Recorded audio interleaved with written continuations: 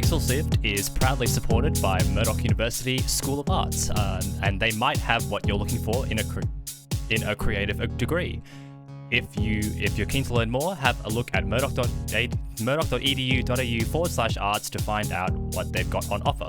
That's murdoch.edu.au/arts, or you can search Murdoch University for more information. Murdoch University School of Arts, proudly supporting Pixel Sift. Pixel Sift.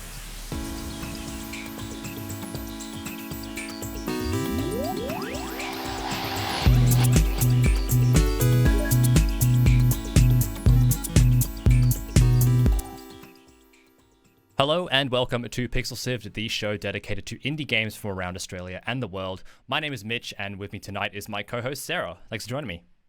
It's good to be back, Mitch. It's been a little while. We haven't been on one of these together in forever.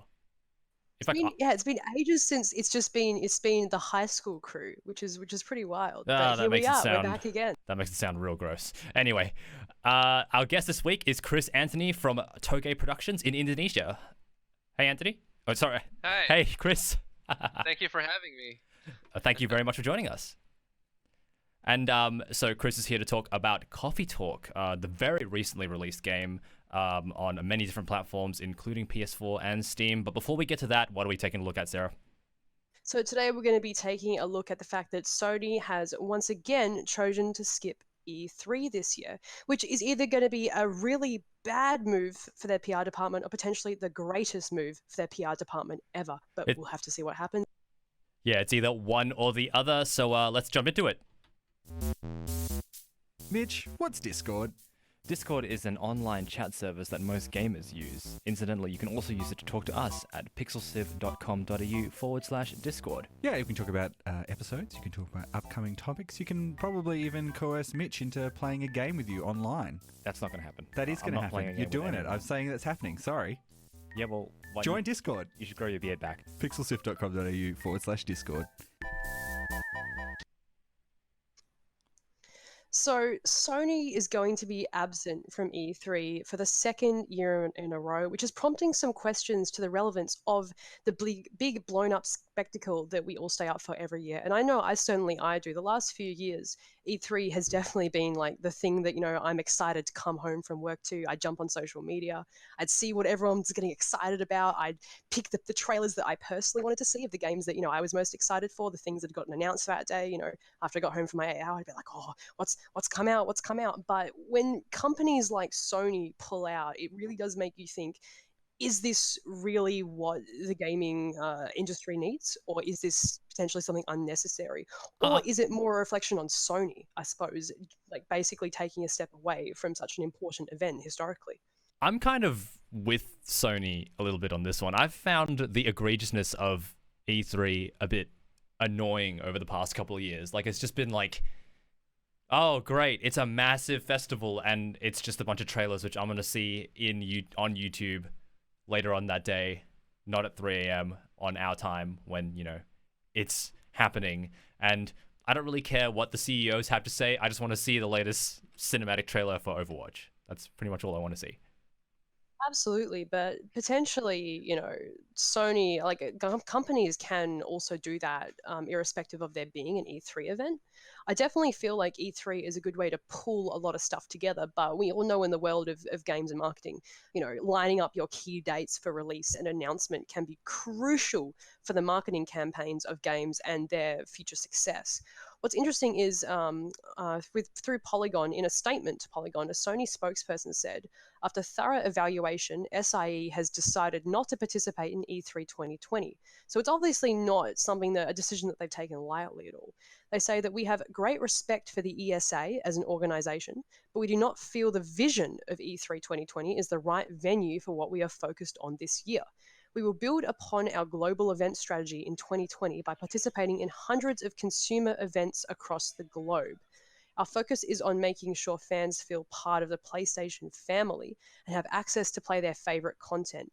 We have a fantastic lineup of titles coming to PlayStation 4, and with the upcoming launch of PlayStation 5, we are truly looking forward to a year of celebration with our fans. Now, I find that very interesting because that clearly kind of shows that Sony are very interested in breaking away from E3, but potentially like what you were saying, Mitch, E3 pulls people in, and I watch E3 and I'm not particularly interested in what Blizzard has to say, but I'll watch their trailers because I'll be like, wow, this looks cool. So Kris, as someone who's recently joined the PlayStation family and you've recently released the game on PlayStation, what's your perspective on the whole like PlayStation skipping E3 from an indie perspective? Yeah. So I think just because I think this is very smart on their side, because like during E3 they're competing with so many big companies, so like the cost of like marketing for the slots and everything, it must be like super super high. So I think just by distributing it to other events, they don't compete as much, so I think they could get more attention that way, and with less cost, comparing to just going to E3, right? And well, I don't really know what their intentions are, but the fact that people are talking about they're not going to E3, I think that's a good PR move, right? Um, so yeah, that's what I think.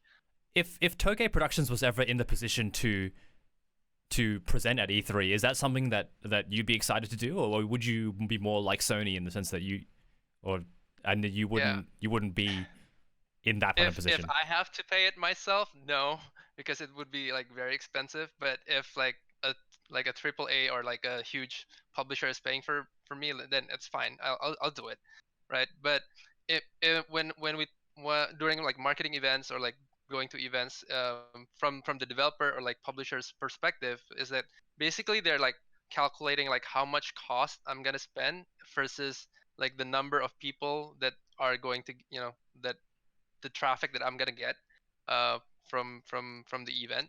So like during E3, like because like there's so many companies doing at the same time, so they're like competing with time, and so they have to spend more, right, to get more attention from the media, from the press and everything.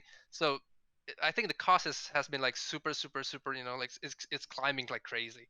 So I think if they go to another event, then that could be distributed, or like so that they don't have to spend as much, but they still get the same amount of traffic, or like attention from all these other media and consumers. Do you think E3 has a future? I think they will still, I don't think E3 is gonna go away anytime soon. They're still like one of the biggest events, especially because it's like a huge B2B, business to business, in terms of like the game industry, for the practitioners to meet and talk business. And they also now opening to like more consumer friendly event. So I think in that sense, the E3 is still very strong. Um, but yeah, I think it's just for Sony. I think they want to spend, they want to allocate their marketing budget more effectively, I would say. As a developer, we all know like Nintendo's taken their own, pathway, and they've kind of forged the way, I think, for developers breaking away from large press conferences. Nintendo, whenever they do a huge announcement, everyone is talking about it, everyone knows about it. Do you think PlayStation potentially has that same opportunity to become what Nintendo's become? And do you think, potentially every company could have their own version of Nintendo Direct in the future if they all eventually break away from E3? Or do you think E3 is something that we kind of need to pull things together? Interesting question. So I think they could definitely do something like Nintendo Direct on their own, right? But if like every company start doing the same thing and at the same time, then we're gonna have like the same problem again. So right now, I think it's still doable, because not many companies do that. But yeah, I guess we'll have to see. We'll have to see. It's all about getting those eyeballs on screens, isn't it? Do you think any other companies will shun E3 next year, or even they might? It's still pretty early on. I think E3 is in June. Like, do you think other people could pull out before then? I think like at the moment, because there's a huge spot left by Sony, right? So probably no, they will not leave, but I think there will be like other companies that will take that spot instead. Yeah. So earlier we put out a talkback question onto our social media, and we asked the world, what is your favorite E3 moment ever? And we got some really interesting variants in the responses. So Oscar Britton on Twitter said giant enemy crab, and I'd say, although I don't personally remember it, I know exactly what he's talking about. And there's a little Artorias is hanging out with me, so definitely, anytime FromSoft have made a crazy announcement, it's always been a personal favorite for me because it's been something quite exciting and something that you never know much about when they first mention it. And crabs are just great. Jason Head on Facebook says that their favorite moment was the short zero information trailer for the Elder Scrolls 6. I still get hyped thinking about it. Best 30 seconds of my life. Yeah, especially I think what's fun about E3 is when you get these crazy trailers where they give you no information, but it's almost like the name of the series or the weight of the company behind it is enough to kind of make you go, I want more, I want more. And sometimes less definitely is more in the case of game trailers. And Ultima Odin, through our Discord, was expressing their frustration with how they don't like that everyone's breaking away from E3. They say it feels like the corporations are being a little less. Not sure how to explain it, but not like cooperative or that sort of thing. Rather than be about the games they are releasing and the technology as a whole, it's about them as a company now.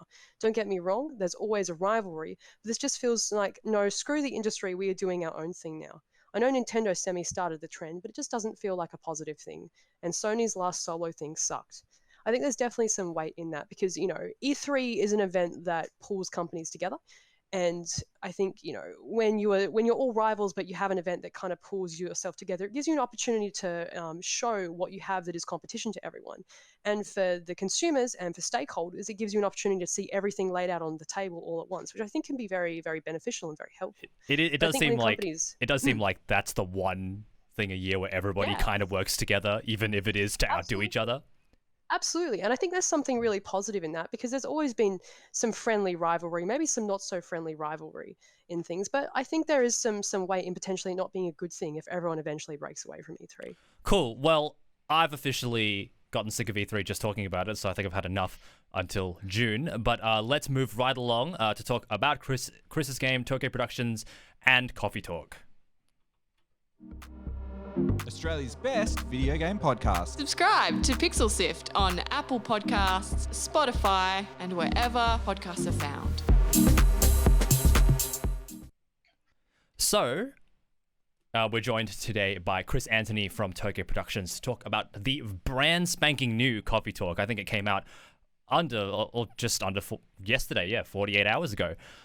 So, Kris, for those of us who might be watching or might be experiencing the show later, what is Coffee Talk?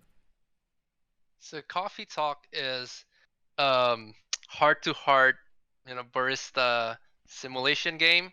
It's basically like a visual novel combined with bartending simulation, kind of like Valhalla. But here we set the game in like a alternate present day where elves, orcs, dwarves, and mermaids and vampires all live together with humans. So, it's actually like the result of our internal game jam that we did in our company back in 2017, and the original idea was like we want to replicate the feeling of like watching the rain while holding a cup of warm drink, and listening to conversations. So that's like the basic idea of the game. What was your main? So, like, what was one of the biggest challenges you faced while making the game? So, in the beginning, like, we thought like, this is gonna be like a super easy game to make. Like, we're gonna finish this in like 3 months. Okay, but turns out like during development, writing stories is very, very hard. It's like, I think it's even harder compared to making the mechanics, because we kind of finished like the whole game mechanics in like maybe 2 months, 3 months. We have like everything there, but writing the stories and having that, making the characters relatable is really, really hard. And it took us almost maybe 2 years, more than 2 years to finish writing the game. So that has been like a very huge challenge for us, the writing. Yeah. Was there always Sorry, Sarah.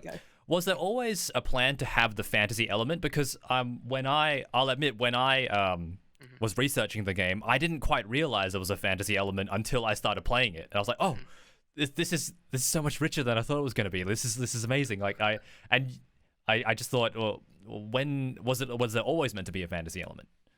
Yeah, the fantasy element is there since the beginning, um, because we wanted basically that we wanted to like kind of like create a mirror to our own real world, and we want to talk about like sensitive topics uh, that might people some people might not feel comfortable, but when we change the characters into like elves and dwarves and orcs, it becomes easier to talk about, right? So that's why we choose the fantasy theme, and also like the alternate modern day society in the game. So, saying that the game came initially from an internal game jam, how different does the final product look to the game that came out of your game jam all those years ago? Wow, it's like super well in terms of the mechanic. I think the mechanic is kind of similar, but in terms of like the art style, and also like maybe the vibe, I don't like the and the dialogues, it's completely different. And we added the latte art mechanic probably just like 5 months before we actually released the game, or yeah, it's like closer to the release date. So there's a lot of you know a lot of changes, from the early stage to the final product. I really wanted to know because I love the latte art element of it. Was that a difficult feature to implement when you were developing the game? No, actually, we kind of like made the latte art mechanic in just one day. It's One super day. yeah, it's Wow, in that's one day, but awesome. Yeah. tweaking the variables of like how fluid the liquid is, like, or like how thick, or how like the viscosity or whatever. It took us like maybe 3 months to really feel like, oh, this is like, it kind of like feel like latte. um yeah, it took a while to get that feeling down to what we got in the game. So, But yeah, the mechanic is like a day.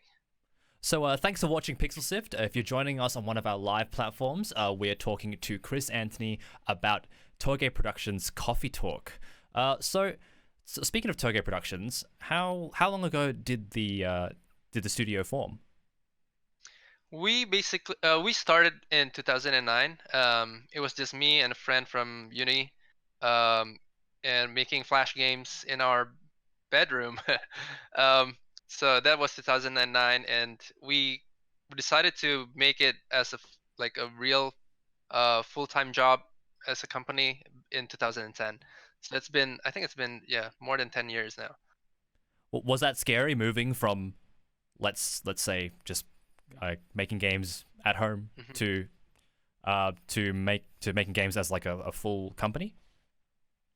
Yeah. Funny thing is, like, back then we were so naive.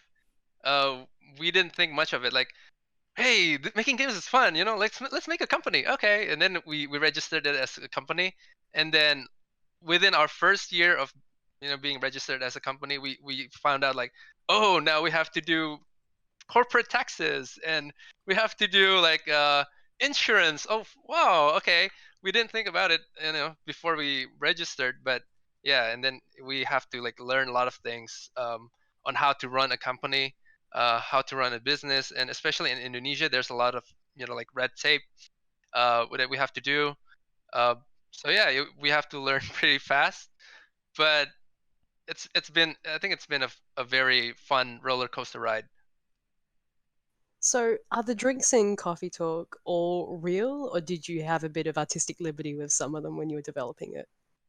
Yeah, the the ones that the special drinks that gets registered in your brew pad, most of them are real. It's based on actual drinks, that's that you can find on the internet, and even I think the recipes that are available on the internet. I think we do have one or two drinks that's purely fantasy, um, but I'm not gonna spoil. But yeah, most of the drinks are real. What has the reception been like? It's been out for just over a Mhm, day, pretty much. So, mhm. what's it been like? What have you heard? Well, wow, I think it's been amazing. Like a lot of people really love the game, and it's very positive on Steam right now. I think everybody like it's been super positive, so we are very happy with the result. Um, yeah, some people feel like there's some, what do you call it, like, well, yeah, the game's not perfect. We have to admit that, and there's there's a lot of challenges in making the game. So I think from our perspective, like it's better to release the game than just to keep polishing it, because you'll never finish. And so we hopefully we can make another one, and keep making games and keep improving on every iteration. So how many characters are there in the game that you could potentially interact with? I think it's about 13 or 14 characters in the game. Whoa. Yeah.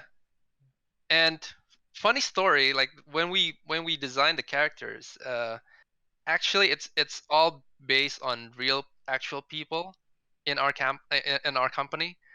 So each character and their personality is based on an actual person, and the struggles that they're experiencing is actually based on real personal experiences. Um, because like when we were writing, basically the writer and the director of the game, Fahmi Hasni, um, he had a writer's block during development, right? So uh, we couldn't progress. So we thought like, okay, how do we overcome this? And we do role play sessions in the company. So we assigned everyone in the company a character in the game that fits their personality, and we just, okay, now you talk about this topic, and we put together everybody in the room, and we just start talking and chatting, and we record all the conversation, and that got adapted into the game, and that also helped form the characters, helped form the storyline, um, for the whole, yeah, basically for the whole game. So So yeah. so Chris, who are you in Coffee Talk? No, I'm not gonna spoil. Like, yeah, yeah, you have to find out yourself, I guess. Nice. So do you have a favorite character? Yeah, my favorite character is Neil, the alien astronaut. Yeah, he's just so funny. We met him toward the end of our playthrough last night. Yeah, he's quickly becoming my favorite. Mhm. So, did you or anyone else on the development team have any direct coffee shop experiences, or do you know anyone closely that's worked in a coffee shop? And if so, did it help, or like how did it come into play in the development of the game? Yeah, so I personally don't go to coffee shops as often, but Fahmi, the writer and the director, basically he lives in a coffee shop. So a coffee shop is basically like his second home. So he works remotely and he loves being there. So I think like all the inspirations and all the references is based on his actual experience watching baristas, or watching people in the coffee shop. Um, yeah, and I think he's the only person in the development team that really loves coffee. Other people are just, example, like me and myself. I'm more like a tea person. I don't really drink coffee. Um, but yeah, we basically we try to um, observe baristas, and we watch YouTube videos on how they do things, and we try to adapt that into the game. So Chris, I've got a question from Potato Seagull in our Twitch chat, and they are asking, what game do you plan on making in the future? Okay, so we're currently, actually we're working on several games at the moment. One game called Necronator Dead Wrong is available. No, not available. It's coming out soon on Steam Early Access in February 13th. Um, it's basically it's this real-time strategy game combined with card building, deck building mechanics. So kind of like a tower defense combined with Slay the Spire card mechanics. And we have two other narrative games. One is A Space for the Unbound. You can actually play the free prologue chapter on Steam. It's available now. It's about like a 30-minute demo. It tells a story of like a high school kid in Indonesia. So the setting is like 90s Indonesia, and it talks about um, like I don't know, like anxiety, depression, and basically how you feel, like pressured by society to do something, and then overcoming that. So that's and the game also have like supernatural elements mixed in. Totally on Yeah. brand. Totally on brand for Toge. So yeah, that's actually we're collaborating with a studio in Surabaya called Mojiken. So Mojiken is actually the creator of She and the Lightbearer and A Raven's Monologue. So they are very, their expertise is in making narrative games that aren't using text, or like Is that it's more like Brigitte Arena's team? Yeah. So Reina's also working on another game. So we have a lot of games. So Reina is working on another game called When the Past Was Around. That's her new game. And Space for the Unbound is being made by basically Eka, which is also in Mojiken. So Mojiken is working on two games at the same time right now. But yeah, the whole team is basically like they help each other and they share ideas and they basically collaborate, in making both games. Is that common for game development in Indonesia? Like a lot of collaboration between studios and individuals? Yeah, I think it's quite common because like in Indonesia we don't have like big studios, big companies that um, even like we don't have publishers. I think only Toge Productions that publish Indonesian games right now. So a lot of like the studios are actually very small indie teams. So they collaborate with each other. They share ideas. We even have like a Discord group that we can post game demos and get roasted by everybody else in the group, and we can improve those games. Yeah, it's been very supportive community. So what do you think is the most unique thing about Indonesian game development? What's the most unique thing? Uh, huh. I think like for a lot of Indonesian developers, we try to add or like to insert Indonesian culture within our games. Um, and sometimes it's very subtle, sometimes it's very obvious, but I think we always do that, add something Indonesian in the game. I want to bring the conversation back to Coffee Talk for a second. We didn't discuss the music in Coffee Talk yet, and that's one of the things that stood out for me. So can you tell me more about the music and how that was made? So the music composer for Coffee Talk is Andrew Jeremy. He is actually also the game's project manager, and he is a super talented musician. He's been doing music since I think high school or something like that, and he's been basically composing all the music, Toge Productions games basically. So the idea for Coffee Talk is we want to have a very chill and relaxing vibe, and what's best to deliver that vibe than lo-fi chill hop music, right?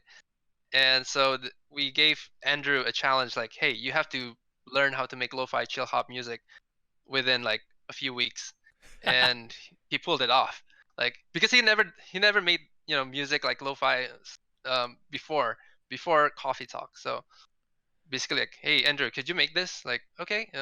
And then like less than a week, and then okay, this is a sample, is it okay? And it's like, wow, okay, we're gonna have this.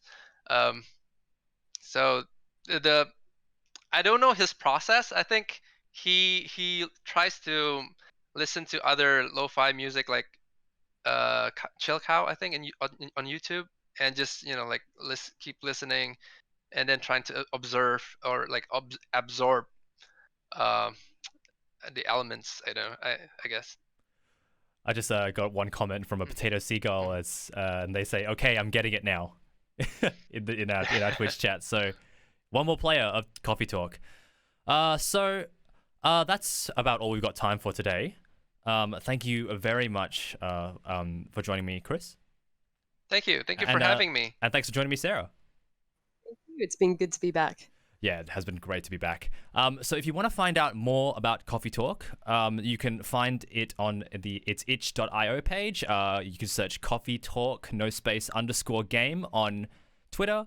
And you can also check it out on Steam. It's available right now, and it's also available on PS4 and pretty much all the other platforms. Did I miss one, Kris?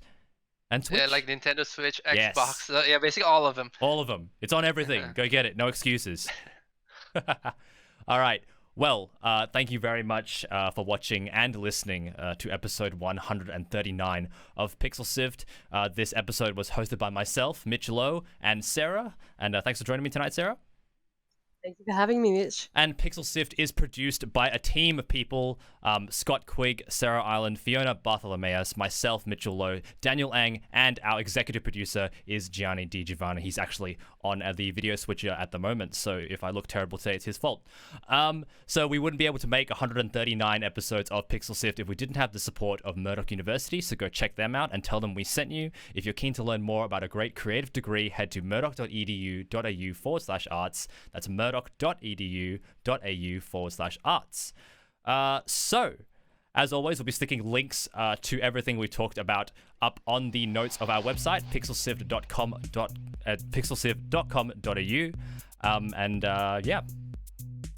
So you should also come and join us on Discord because we'd love to have you there. That's pixelsift.com.au/Discord, where you can share your creative work, talk about topics and games and anything else, and even join us on community days. We've started hosting them every Saturday, so you should come and play some games with us. So check out the Discord to know more about that. That's pixelsift.com.au/Discord.